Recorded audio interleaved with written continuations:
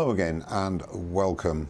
Following last week's video on the Woodcut bowl saver, several questions and queries and indeed suggestions were brought up in the comments, and I feel that they are important enough to warrant a follow-up video, which is what I'm going to be doing today. And I'd like to take this opportunity to thank everybody that contributed in the comments section.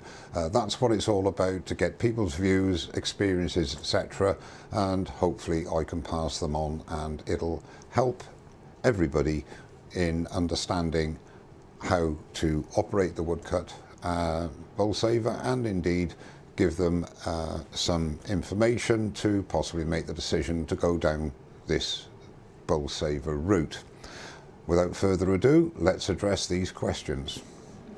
The first question, and possibly one of the most important, is what is the minimum horsepower requirement to use the bowl saver?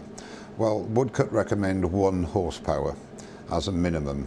Whatever lathe you're using, whatever horsepower you have, always use the lowest pulley ratio to give you the highest torque, because there is a lot of torque involved in the process. So that hopefully addresses that one question.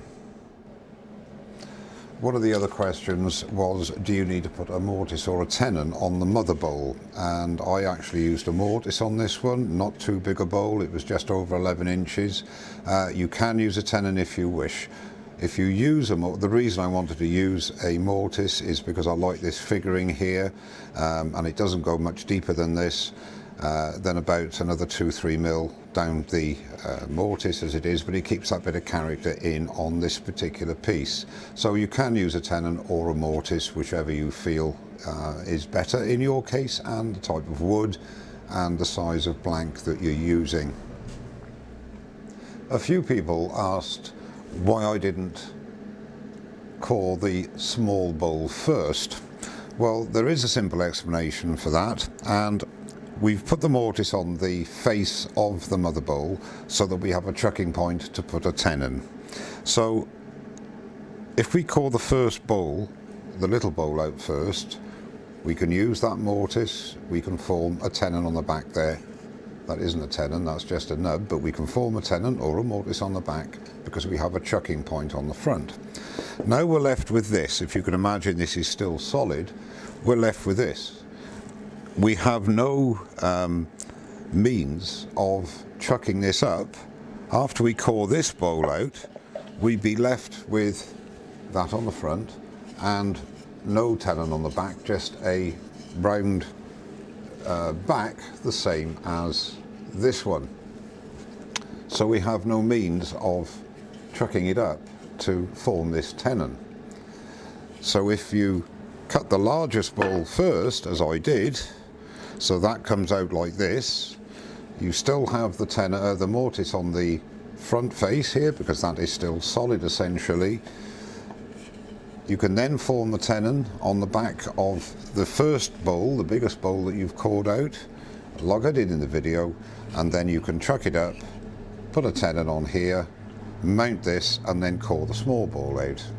It is possible to do it the other way, but the problem you will have is that you'll have to centre it up, because you, as I said, you have no true centre ready to re-chuck the bowl. So that's the reason, and that tip actually I got from Colwyn Way of Axminster on his video on the Woodcut saver. So that's just one method, and it's a method that I think is personally, for me, the best method. And the next thing I'm going to show you is rather a correction as opposed to a question. One of my subscribers very kindly pulled me up on an error. I made an incorrect statement regarding the measuring jigs that come with the bowl saver kit, and indeed the optional laser. And I'll walk you through my error and correct it now.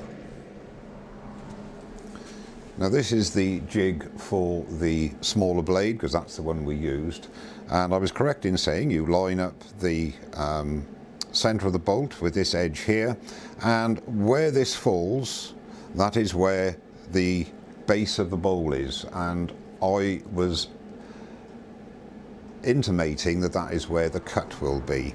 Well, that's not correct. What happens is that there will give, that will not be where the cutter goes on the bowl. It will be 15 mil shallower than that. So basically, wherever this appears on your bowl, you will have a 15 mil wall thickness for that measurement. So in other words, this is actually the base of the bowl, but the cutter will be cutting 15 mil further in. And I've made a mark here, which I'll show you in a second, to indicate that. Now, if I use the laser, and the laser is in the hole nearest the post because I was using the smallest blade, I was totally correct in saying that that will follow the cutter, edge of the cutter. And what that you will notice there is that I've again drawn a line, that will be the true depth of your bowl. That is where the cutter edge, the outer edge of the cutter will cut. So if we look at the two measurements, that is the depth of cut of the jig, which gives you a 15 mil wall thickness, and the laser, when used, gives you the actual depth of the cut. So you will then dictate or decide the width of the wall. So apologies for the confusion there. Hopefully I've put that right, and thank you very much to my subscriber who put me right on that matter. The next question was, can you replace the cutter? And the answer to that is no. But again, a subscriber very kindly commented and said he's had the unit for just over 10 years, used it quite regularly, and it's only now that he's thinking of replacing the cutter. Now, what you'd have to do there is either learn to braze yourself. If you can braze, that's great. If not, take the blade to a saw doctor and they can then braze a new tip on there. So 10 years with more than average use is not a bad situation, because don't forget, you're not actually sharpening on the grinder each time, you're merely raising the burr each time you cut, and there's quite a bit of meat there before it wears down to become unusable. So again, I hope that's addressed that situation as well. And will the cut alter if you pull it back, pull the unit back? And the answer is yes, it will. What you have to do is to line up, and again, like with everything, practice makes perfect, and decide what curvature you want, how big a bowl you want to core out, and indeed what wall thickness. Whether if it's wet wood, you want a larger wall thickness, and if it's dry wood, you can have a smaller wall thickness. So it is down to preference, what shape you want with regards to the mother bowl and subsequent bowls that you will be coring out. So again, I hope that's answered that question too.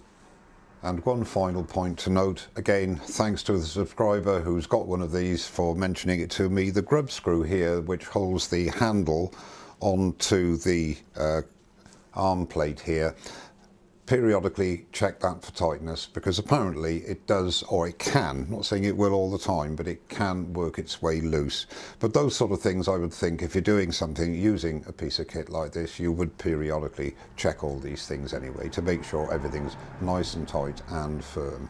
So thanks very much again for that tip.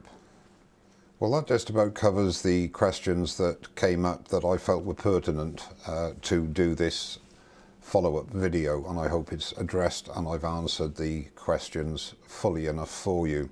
Once again, I'd like to thank the subscribers that did contribute in the comments, and I really do appreciate it, as I'm sure my other followers do as well.